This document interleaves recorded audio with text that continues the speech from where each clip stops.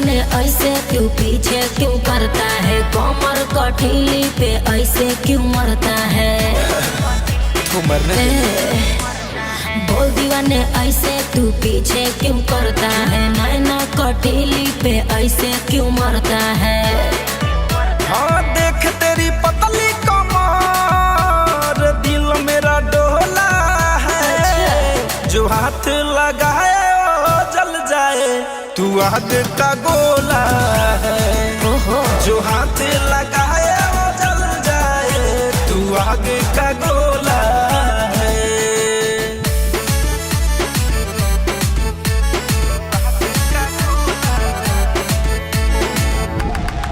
Music by उज्जवल कुमार।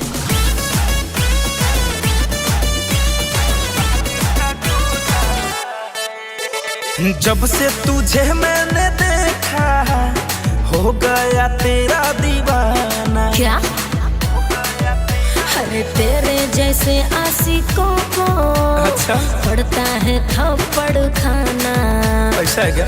पीछे मत आ रे, दिल न जला रे, पागल लड़के तू दूर मुझसे जा रे। लाल लाल ओठ तेरे मेरे मन को मिचोला है, जो हाथ लगाए वो जल जाए तू आग का गोला है।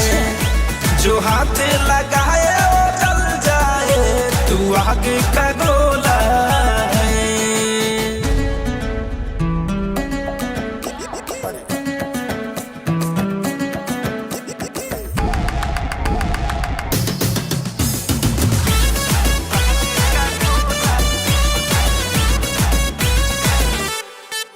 हाय रात भर तुझको ही सोचूं, क्या? नींद नहीं मुझको है आती। बात क्यों नहीं है समझता, क्यों? बोलो तू लड़के देहाती। अच्छा मिट्टू धनंजय मैंने किए है तय, हो गई तेरी अगले से लगा रे। तेरे इन दोनों आँखों में पूरा पृथ्वी का गोला है, जो हाथ लगाए वो जल जाए तू आग का गोला है। तो जो हाथ लगाए वो जल जाए तू आग का गोला है। अरे सटोगे तो लहर जाओगे बाबू।